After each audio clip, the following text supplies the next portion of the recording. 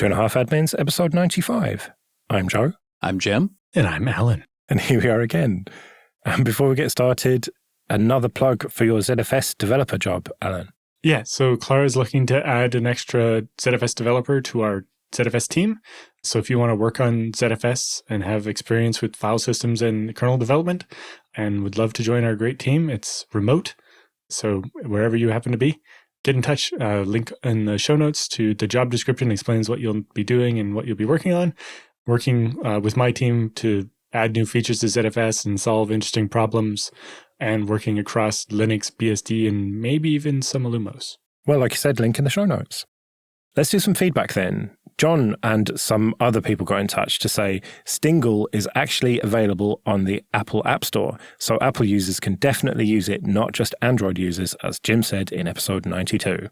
To be fair to Jim, Stingle themselves are inconsistent with that on their own website. Up at the top of the page, it does in fact say that it's available on the Apple App Store, but at the bottom of the page, which is where I was looking when I gave that answer, it said coming soon to the App Store. Yeah, and they didn't actually have a link to the App Store on the website. Yeah, so it was a mistake by you, Jim, but it was a forgivable one because Stingle's website was not brilliantly put together. So thank you everyone who pointed that out. And yeah, I guess iOS is covered then. So Albin said, on episode 89, Jim mentioned that he starves his KVM VMs to let the host handle the caching. Do you know of any learning materials for how to set up desktop VMs using KVM? No idea what resources to give the VMs. Unfortunately, I don't really know of any great learning materials in particular, but I can certainly talk about what I meant when I said that I starve them. Basically, what that refers to is if you're provisioning a bare metal machine, you pretty much always want to cram as much RAM in it as you can afford for the task at hand. You want a lot of RAM left over after all of your applications have reserved all the memory that they need to do their jobs, because that leftover RAM then acts as a file system cache, which is extremely important to alleviate some of the load on your storage system, which is going to be the slowest part of any given computer. So that makes a big difference. If your reads don't have to come from the actual hard drive, even your writes get effectively accelerated because they're not stacked up waiting for drive time behind the reads. Remembering that, correct me if I'm wrong, Alan, I think it's still pretty much all storage is half duplex. You can read or you can write. You can't do both at once. Everything except for NVMe. The interfaces are one command at a time, yes. Yeah, it was NVMe I was thinking of. Or those really weird like dual SAS drives where it's basically two hard drives in one chassis with one power supply. The dual ported SAS drives where each port talks to a different part of the hard drive, not the regular dual ported one stuff. Yeah. Dual actuator. Yeah, different heads on each side of the drive with different controller. Crazy stuff. Anyway, way in the weeds from what Alvin was actually asking about. So basically, in a VM, I typically will recommend looking at how much RAM that VM needs to actually execute the programs that it's running, to do the job that it's doing. And you don't let it have more RAM than that, other than, you give it, I don't know, call it a 10% or a 20% fudge factor. So if your applications take up a little bit more RAM than you expected, your VM's not going to go into a swap death spiral or kernel panic because it literally can't allocate more RAM. But what you don't want to do is just give it a great big honking chunk of RAM where it's got 4 times as much RAM left over as what the applications in the OS actually needed to run. That's about the ratio you'll usually see on a well-provisioned desktop machine. You use maybe 20% of your RAM for your apps in the OS, and the other 80% ends up being available as, kernel and file system cache. But in the VM, if you starve it, what happens is your storage load gets cached at the host layer rather than inside the VM. Now, you'll find some VM administrators who will say, oh, well, that's bad because it's less efficient to access that cache from the host layer than inside the VM itself. And as far as that goes, they are actually correct. Now, if you've got storage cached inside the VM and the VM's kernel wants to get at it, yes, it will be a little bit quicker and more efficient to service that from inside the guest's RAM than from the host's. However, there are some big downsides to that. One is that, let's say that you give this, you give a virtual machine that only needs 4 gigs to run, but you give it 32 gigs of RAM because that's the kind of thing you're used to doing, right? So it's maintaining about 28 gigs of cache at all times. Well, that 28 gigs of cache is only for that VM. And even if that VM is just super, super slow and almost never hits the storage, it's still going to fill up that cache. And that's all that RAM on the host can do, is this useless cache for a guest that doesn't need it. Now, on the other hand, if you had starved that VM, it needs 4 gigs, you gave it 5 or 6. Now anything that it wants to cache from the file system, actually the host is going to do that, as the host fulfills those needs. And when you've got other VMs on the same system and they also need cache, the host has an oversight over all of them. It can see what blocks on your storage system are truly the hottest ones, and it can try to keep those in cache regardless of which VMs they belong to. So the system as a whole runs much better.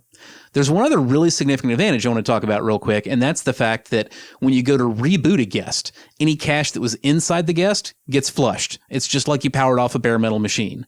But if the file system cache for the guest was in the host layer, rebooting the guest does not flush it. So although you've rebooted, you're rebooting with hot caches. Yeah. You're not waiting while everything crawls, while everything comes off of bare metal to begin with and eventually finally gets up to speed. And that's why, like if you look at any of my VM demos, for Sanoid stuff, you'll see Windows Server going from shut down to start up to log in at the desktop, in sometimes less than a second. And that's why, because the caches are still hot. They never go cold because it's a host layer, not inside the guest. Yeah. Aggregating it all together on the host means that you're making the best use of that cache. Because if you think about having 4 separate caches instead of one big one, that means each of those 4, only half of it is the most used stuff. The other half is the not as used stuff. And one of those VMs might be idle, and now you've got all of its cache basically not being used, whereas the host could make better use of that. The only case where you maybe want to do it the other way is if the VMs are hostile to each other. If you're hosting a bunch of VMs that are owned by different people, and you want to make sure that, person A, whose VM is going to be really busy, isn't stealing all the performance from person B, C, and D, then you might instead have them cache it and make sure that, you can't use more cache than your amount of cache or whatever. But in almost every deployment, the VMs are closer to being friendly or all owned by you, the administrator. And so, yes, aggregating the cache on the host will give you the best performance. To the efficiency thing, the one advantage to managing the cache inside the VM is that the operating system there knows more about what's going on. For example, you delete a file, it can know, all right, none of that I need to keep in cache. Whereas on the host, it can't tell, although most VMs now can use trim and it will actually tell it that, hey, I've deleted that range. And so the host can learn about it somewhat. But you get very much the same arguments that apply for whether you should have the database do its own caching or let ZFS do the caching can apply, where sure, maybe the database knows a bit more about it, but the host knows more about what's going on in the overall system and maybe can make a smarter decision. Mm-hmm. And then also when you get into ZFS caches the compressed version of the block, which means it might be able to cache more data than the guests could themselves. Even if you give them all the same amount of RAM, they might only cache 80% as much data. Well, there's an even bigger reason to do it on the host layer if we're talking ZFS specifically. And Joe Allen brought it up, not me.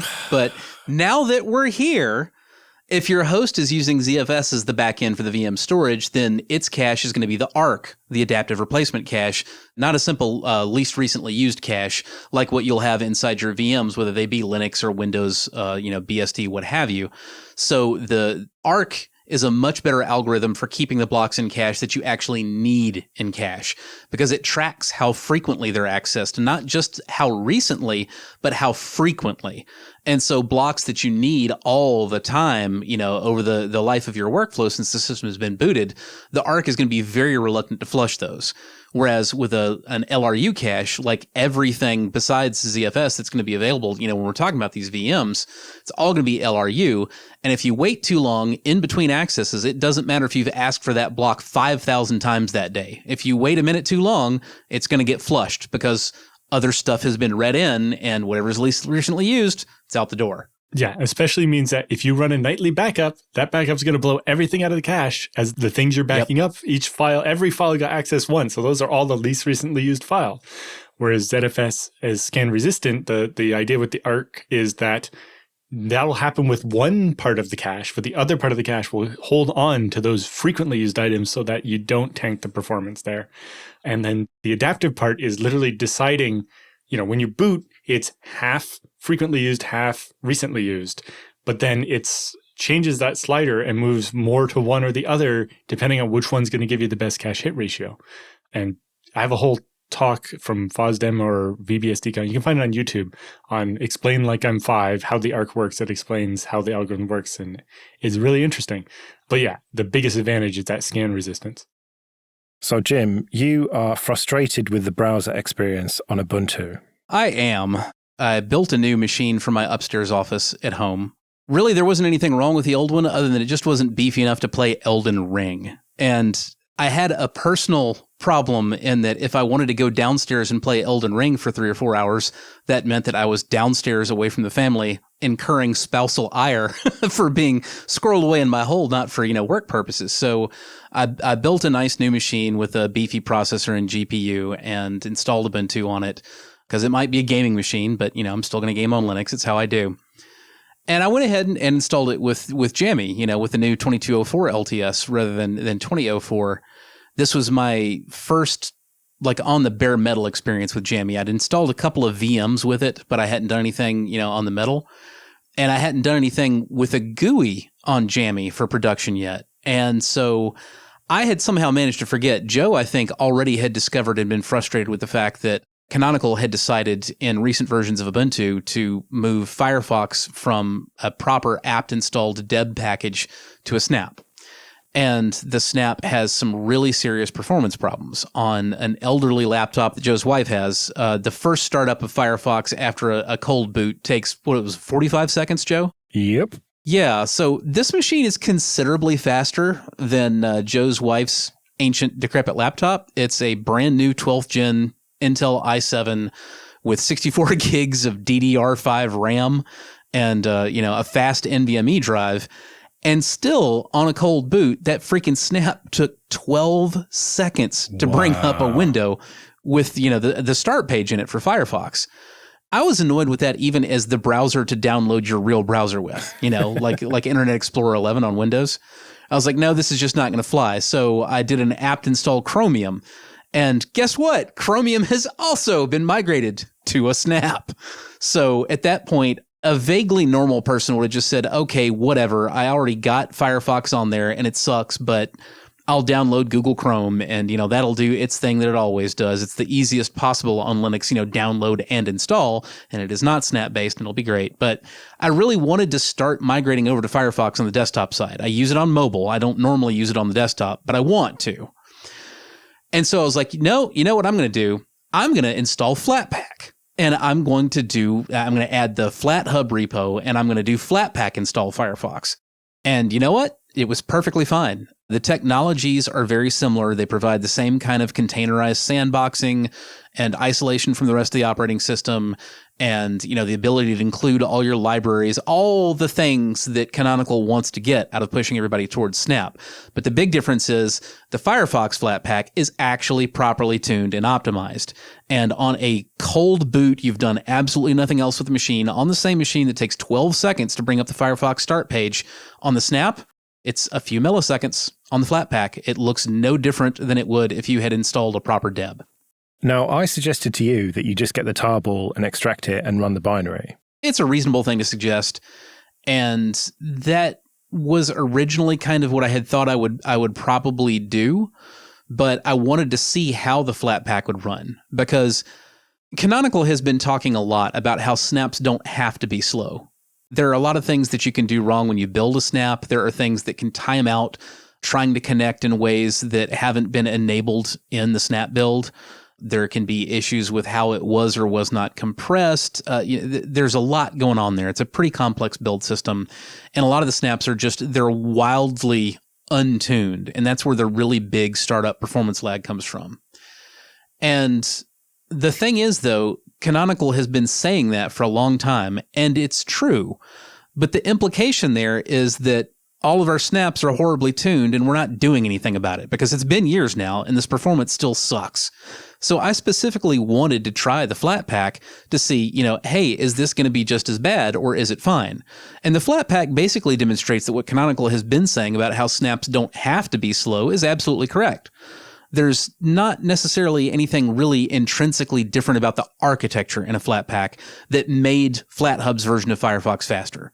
The difference is simply that it was built properly, which raises the question, why isn't Canonical building these snaps properly? It's Canonical doing it. When you read their blog post and the whole thing, they talk about how the Firefox itself comes straight from Mozilla, not touched by them, which is awesome. All they do is build the snap. Well, that's where the problem comes in, because when they're building the snap, they're not doing a good job of it, and the performance is just absolutely unacceptable. Yeah, it looks like one of the things they mentioned here is it's partly related to the fact they're using SquashFS and it's compressed, and seeking within the compressed thing is sub-performant.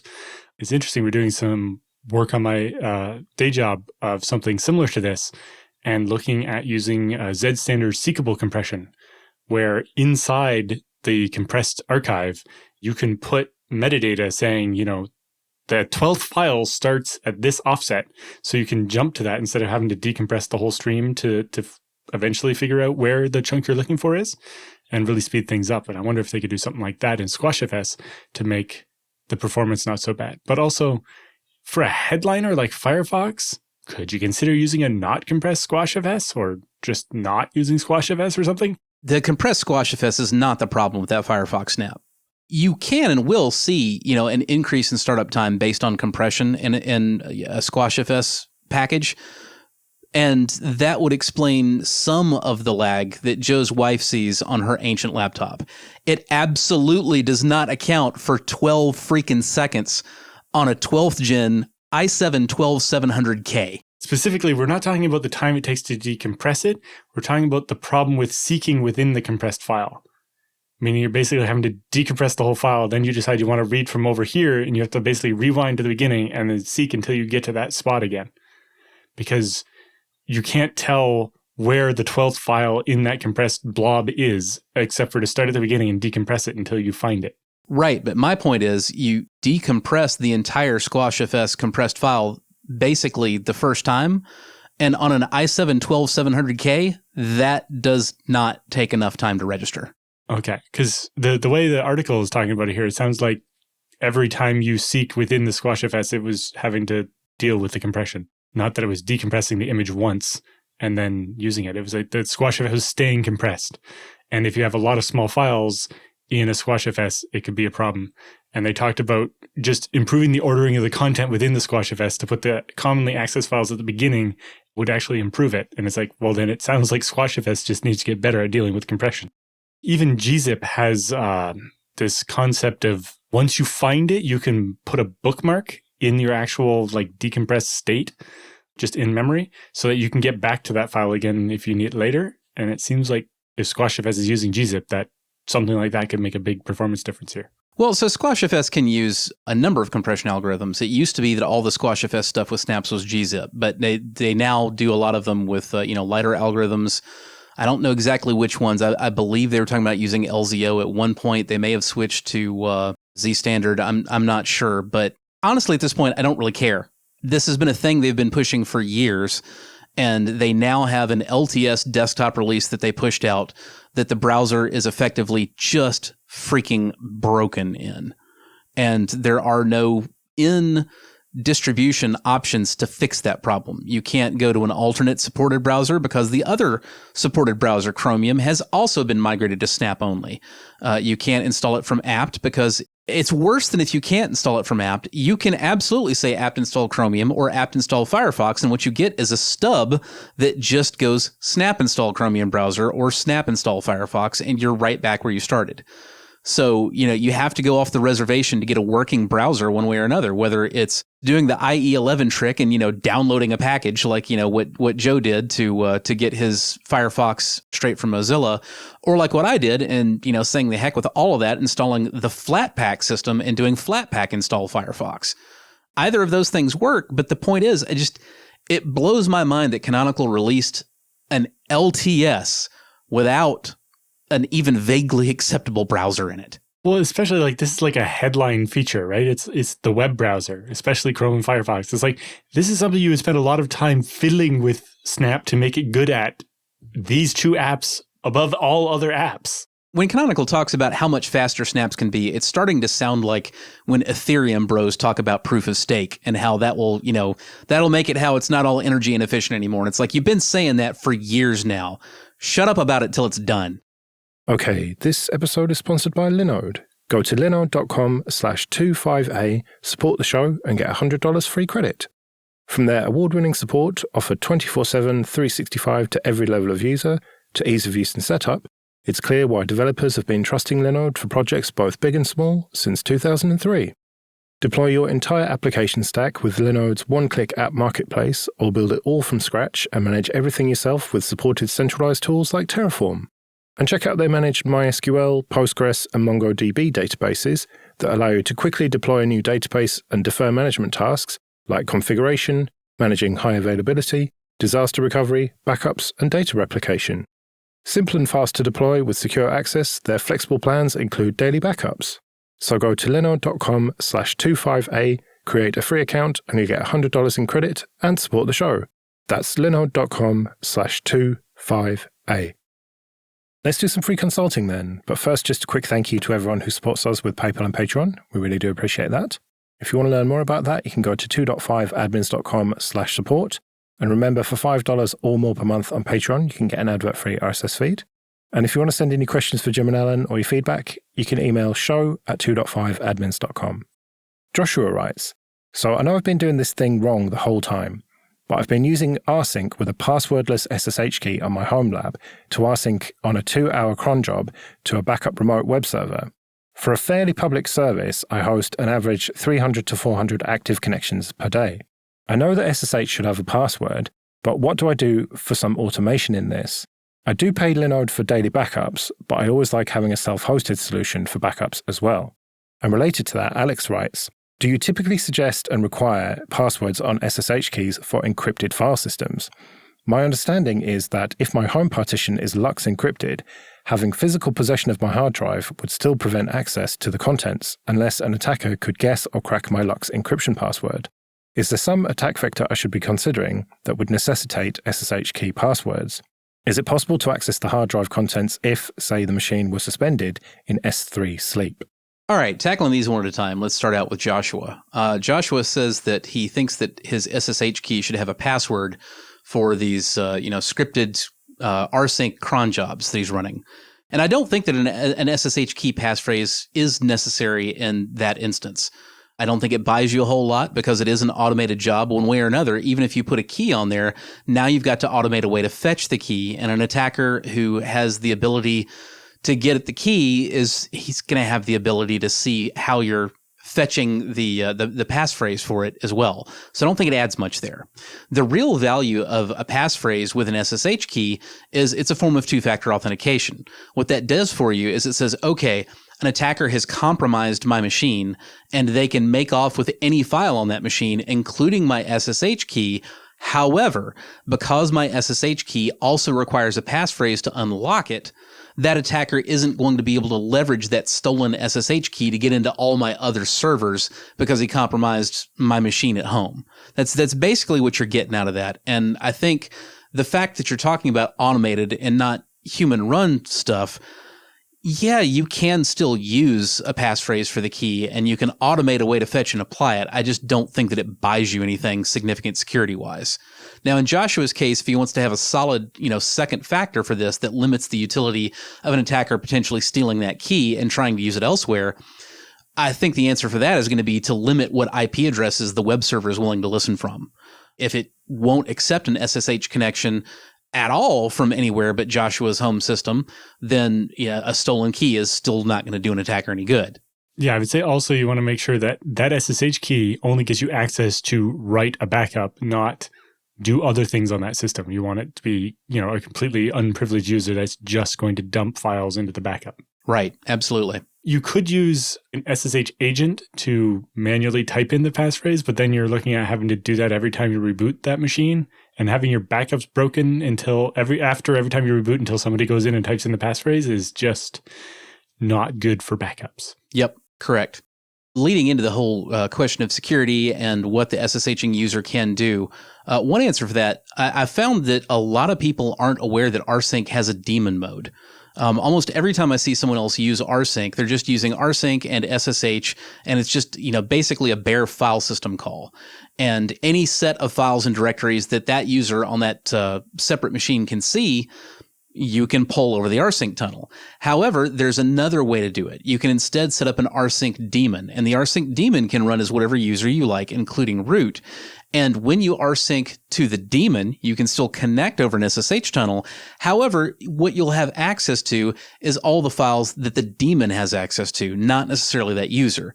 So this gives you a way that you can publish a key to a completely unprivileged user account that can't actually see, let alone write to anything of importance on the system. But because it's actually connecting to the daemon over that tunnel, not just using that user ID's privileges, you can still get a root level backup of the machine. So that's very much going to be the way that you want to do that. And I'm glad that Alan brought that up because, that is a big deal. There is an enormous difference security-wise between sharing a root SSH key, passwordless or otherwise, between two machines versus just a very barely privileged user account. All right. I think that covers Joshua pretty well. So let's move on to Alex. Yeah. So Alex is wondering about if his hard drive's encrypted, does he need a passphrase on his SSH key? And it depends a bit on the type of attack you're expecting. Like you say, if someone physically has your hard drive and it's not powered on, then when they try to access it, they won't be able to see anything until they decrypt the LUKS part. But if you look at the thing like somebody has an exploit for the browser and is able to read files out of your home directory, then they can just copy your SSH key and now they have it. Whereas if it had an SSH passphrase on the key, then they'd have a file that's RSA encrypted, and until they enter the right passphrase, they wouldn't actually have the SSH key. So the password on the SSH key is still protecting you in the case of an encrypted hard drive while the system is on, like while you're logged into it. Whereas if you only have disk encryption, it turns out once you log in and enter your LUKS password, disk encryption isn't a factor anymore until the machine is powered off again. And I think most people realistically should be more concerned about getting owned, whether it's a browser exploit or, clicking the shiny link in your email or having SSH on that machine and you didn't realize it and somebody gets in, whatever. There's a million ways that you can get owned. And I think it's more likely, realistically, that you get owned and that attacker is looking for SSH keys and figuring out what to do with them, then you get your laptop stolen and the kid that stole your laptop in a Starbucks is actually trying to boot a Linux laptop and rooting around in it for SSH keys and, looking to leverage.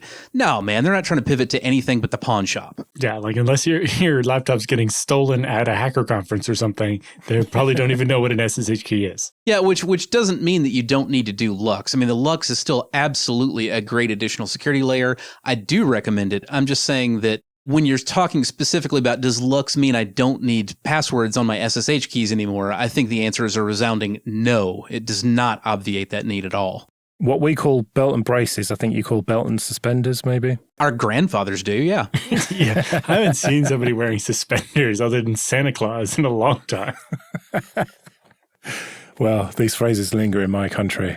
And then basically just something that has a key ring. Like I use an SSH agent so that I put in the password and then for the key and use it, but after half an hour, I'll need to enter it again so that I'm not having to enter it every time I'm trying to SSH in, because once I start SSHing, usually I'm all over the place, especially like my Git repo, pushing and pulling to 4 different remotes or whatever. That would be a lot of typing in that passphrase. But if I've been away from the system for a while, I don't want that key laying around either. Let's answer Alex's final question real quick. It kind of got away from me until just now. Alex asks, is it possible to access the hard drive contents if, say, the machine were suspended in S3 sleep? And the answer to that is, well, not unless you wake it up, because nothing actually changes with the hard drive itself. We talk about the LUKS volume being unlocked, but that's not actually a change in state of the LUKS volume. It's a change in state in the host in that it has loaded the key that it needs to access it. So while the machine is asleep, the key is also asleep. So no, you can't just sneak in and get like an extra SATA connector on the drive or something. Nothing has changed at that level. Right. You have the theoretical that NSA could liquid nitrogen your RAM and be able to read the key out of it or something, but I don't think that's what you had in mind. No. And then it also depends. I don't know, does LUKS forget the passphrase, like the key for the encryption when you go into sleep and make you enter it again when you unsleep? Or does it remember it across sleep? I'm guessing it remembers it just because you'd have to unmount the file system otherwise, right? Yeah, you'd have to go to extra effort to forget it while you were asleep. I don't think that it does forget it during S3 sleep, but also, like you said, I think that's orthogonal to the actual intent of the question, which I suspect was just, a worry that if my laptop is suspended, maybe the attacker can pull the hard drive out of it while it's unlocked and plug it into another system. But because the hard drive itself is never locked or unlocked, it's just a question of whether or not the decryption key is loaded into memory in the running operating system. That's really what answers that question. Right, well, we'd better get out of here then. Remember, show@2.5admins.com if you want to send in your questions for Jim and Alan or your feedback. You can find me on Twitter @Joe Rissington. I'm @JRSSNet. And I'm @Alan Jude. We'll see you next week.